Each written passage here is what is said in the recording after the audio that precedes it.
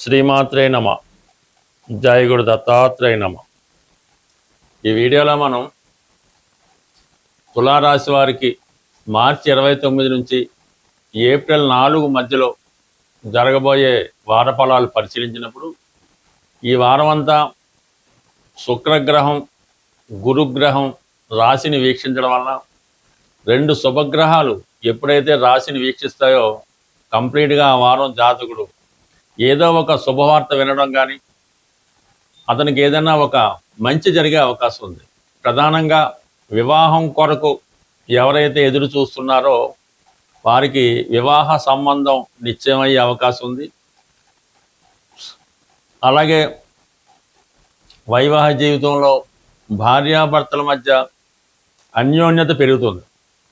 భర్త చెప్పినట్టు భార్య నడుచుకోవడం కానీ భార్య చెప్పినట్టు భర్త నడుచుకోవడం కానీ జరిగే అవకాశం ఉంది. మీ ఇద్దరి మధ్య వేరొకరు ప్రవేశించాలనే ప్రయత్నంకి తావివ్వకుండా మీరే చాలా చక్కగా మీ యొక్క అన్యోన్యత తెలుపుకునే అవకాశం ఉంటుంది. మరి గురువు భాగ్యాధిపతిగా ఉండడం వలన ప్రధానంగా సంతానం, మరి ఎవరికన్నా సంతాన యోగం కలగాలంటే ప్రధానంగా స్త్రీలకి భాగ్యస్థానం అనుకూలంగా ఉండాలి. భాగ్యస్థానంలో శుభగ్రహం ఉన్నప్పుడు వారికి వివాహం జరిగిన వెంటనే సంతానం కూడా కలుగుతూ ఉంటుంది. సంతానం కలిగిన తర్వాత అదృష్టం కూడా నడుస్తూ ఉంటుంది అన్నమాట. అందువల్ల ఎవరైతే వివాహం తర్వాత సంతానం కొరకు ఎదురు చూస్తున్నారో వారికి కంప్లీట్గా ఈ సమయంలో మరి సంతానం సంబంధించిన శుభవార్తలు వినడం కానీ కన్సీవ్ అవ్వడం కానీ ఇటువంటివి జరిగే అవకాశం ఉన్నది. సో ఇంకా ప్రధానంగా మనకి ఏదైనా ఒక కోర్టు విషయంలో కోర్టు కేసులు ఉంటే వాటిని నెగ్గాలన్నా, ఒక ఇంటర్వ్యూలో విజయం సాధించాలన్నా కంప్లీట్గా 6వ స్థానం బలంగా ఉండాలి. అటువంటి 6వ స్థానంలో మరి ప్రస్తుతం రవి 6వ స్థాన సంచారం వల్ల ప్రభుత్వ ఆఫీసుల్లో కానీ అలాగే ఏదైనా కోర్టుల్లో కానీ ప్రభుత్వ అధికారులతో కానీ ఏవైనా విభేదాలు ఉన్నప్పుడు అవి ఈ సమయంలో మీకు అనుకూలంగా మారడం జరుగుతుంది. మీ వైపే న్యాయం నెగ్గుతూ ఉంటుంది. ఇక శని భగవానుడు రవి కలిసి ఉండడం వలన ఎవరైతే ప్రభుత్వ ఉద్యోగం కొరకు కానీ ఒక నామినేటెడ్ పోస్టుకు కానీ ప్రయత్నం చేస్తున్నారో వారి ప్రయత్నం ఈ సమయంలో నెరవేరే అవకాశం ఉంది. వారసత్వంగా మీకు మీ తండ్రి గారి ద్వారానో తాతగారి ద్వారానో ఏదైనా ఉద్యోగం కానీ పదవి కానీ వంశపారపర్యంగా రావాల్సి ఉంటే అది ఈ సమయంలో వచ్చే అవకాశం అది ఉంటుంది. అయితే కొన్ని సందర్భాల్లో మీ వ్యక్తిగత ఆరోగ్యంలో కూడా కొన్ని ఇబ్బందులు కనబడే అవకాశం ఉంది. అది ఏజ్ని బట్టి ఎవరికైతే థర్డ్ టైము ఈ శని యొక్క ప్రభావం నడుస్తుందో వారి మీద ఇటువంటి హెల్త్ ప్రాబ్లమ్స్ వచ్చే అవకాశం ఉంది. ఇదే వారంలో 2వ తారీఖు తర్వాత కుజుడు 6వ స్థానంలో ప్రవేశించడం వల్ల రవి కుజులు ఇద్దరు కూడా 6వ స్థానంలో ఉన్నప్పుడు ప్రభుత్వ ఉద్యోగులకు కానీ ప్రైవేటు ఉద్యోగులకు కానీ వృత్తిలో ప్రమోషన్ అన్నది 100కి 100 లభిస్తుంది. అలాగే దేశ విదేశాల్లో ఎక్కడన్నా సరే నిరుద్యోగులకి నూతన ఉద్యోగ ప్రయత్నాలు ఫలించే అవకాశం ఉంది. ఈ సమయంలో మీరు ఏదైనా ఒక గవర్నమెంట్ టెస్ట్లో ఉద్యోగంలో పాస్ అయి ఉండి ఇంటర్వ్యూ ఇచ్చి ఉండి పోస్టింగ్ కోసం ఎదురు చూస్తుంటే ఆ పోస్టింగ్ వచ్చే అవకాశం ఉంది. అలాగే కొత్త ఉద్యోగ ప్రయత్నాలు కూడా చాలా వరకు ఈ సమయంలో మీకు ఫలించే అవకాశం ఉంది. ఓవరాల్గా 6వ స్థానంలో ఉన్నటువంటి గ్రహాలు ఉద్యోగ ప్రయత్నాలు ఫలిస్తాయి. సప్తమంలో ఉన్నటువంటి శుక్రుడు వివాహ బంధాన్ని బలపరుస్తాడు. భాగ్యస్థానంలో ఉన్నటువంటి గురువు పూర్వపుణ్యం వల్ల సంతాన భాగ్యం కలిగించే అవకాశం ఉంది. ఓవరాల్గా ఈ తులారాశి వారికి ఈ వారం అంతా కూడా చాలా అనుకూలంగా ఉన్నది. ఏదో ఒక శుభవార్త ఈ వారంలో మీకు కలిగే అవకాశం ఉంటుంది. పర్టికులర్గా ఈ వారం మనం చేయవలసినటువంటి పరిహారం ఏంటంటే, ఇప్పుడు ఈ వార ప్రారంభంలో సూర్య భగవానుడు శని భగవానుడు దగ్గరగా కలిసి సంచరించడం జరుగుతుంది. ఇంచుమించుగా దగ్గర డిగ్రీలో ఉండడం వల్ల మరి ఈ శని భగవానుడు కొంతవరకు కంబస్ట్ అవ్వడం జరుగుతూ ఉంటుంది, అస్తంగత్యం చెందడం జరుగుతూ ఉంటుంది.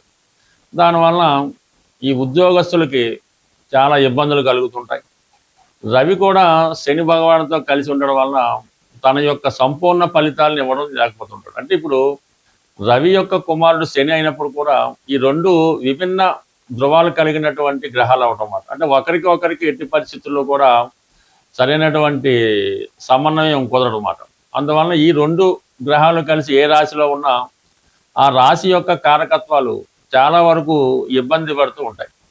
సో ఈ కారణం వల్ల ఏంటంటే ఎవరైనా సరే ఈ సమయంలో వ్యక్తిగత ఆరోగ్యం కొరకు కానీ, తండ్రి గారి ఆరోగ్యం కొరకు కానీ, లేదంటే ఉద్యోగంలో అభివృద్ధి కొరకు కానీ కంప్లీట్గా ఈ 2 గ్రహాలని మీరు పరిహారం చేసుకోవాల్సి వస్తుంది. మనం నిరంతరం 100% పరిహారం చేసుకోవాల్సిన గ్రహం సూర్య భగవానుడు. అంటే సూర్యుడే మనకి వెలుగుని, జీవితాన్ని, ప్రాణాన్ని అన్నీ సమకూరుస్తూ ఉంటాడు.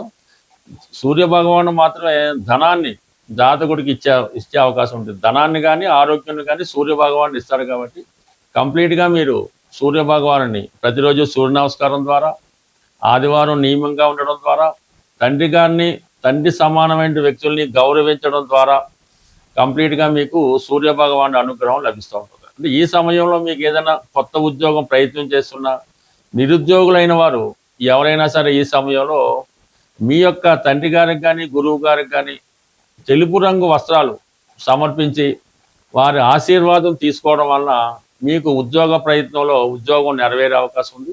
అలాగే ప్రస్తుతం మరి ఈ సమయంలో మీరు ఉద్యోగం కొరకు ఆశిస్తున్నటువంటి నిరుద్యోగులు ఎవరైనా ఉంటే మీరు శ్రీరాముల వారి పట్టాభిషేకం ఫోటో ఒకటి తీసుకొని ఆ పట్టాభిషేకం అన్నటువంటి ఫోటోకి మీకు సాధనతార రోజు కానీ, మీ నక్షత్రానికి సాధనతార రోజు కానీ, లేదంటే క్షేమతార రోజు, లేదంటే సంపత్తు తారాబలం చూసుకొని ఆ శ్రీరామ పట్టాభిషేకాన్ని రామరక్షా స్తోత్రం అన్నది పారాయణ చేసి రాముల వారికి, లక్ష్మణుల వారికి, భరత శత్రులు అందరికీ కూడా ఆలోచించుకొని ఒక చక్కని, అంటే మీరు ఏదైతే తింటారో అటువంటి భోజనాన్ని నైవేద్యంగా పెట్టవలసి ఉంటుంది.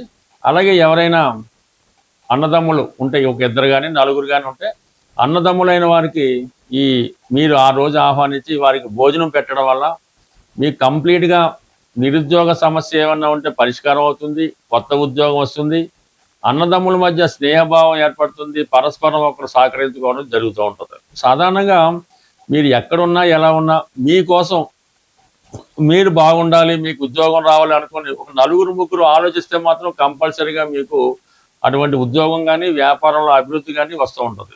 అదే కొంతమంది మీరు పాడైపోవాలి, నాశనం అయిపోవాలి కానీ ఏ ఒక్కరు కానీ, 2 కానీ ఆ విధంగా కోరుకోవడం వల్ల కంప్లీట్గా మీరు ఎంత మంచి స్థితిలో ఉన్నా ఇలాగ నాశనం అవడం జరుగుతూ ఉంటుంది. కాబట్టి సాధారణంగా అటువంటి వారికి దృష్టిలో పడకుండా మంచి వారితో స్నేహం చేయడం వల్ల అన్నదమ్ముల మధ్య సఖ్యత ఏర్పడుతుంది, ఉద్యోగపరంగా అభివృద్ధి కలిగే అవకాశం ఉంది. ప్రేక్షకులకు విజ్ఞప్తి, ఈ వారం అంటే 29 మార్చి 2026 తేదీన ఆదివారం రోజు సుందరయ్య విజ్ఞాన కేంద్రం బాగిలింగంపల్లిలో ఒక జ్యోతిష్య మహాసభ మా ఆధ్వర్యంలో నిర్వహించడం జరుగుతుంది.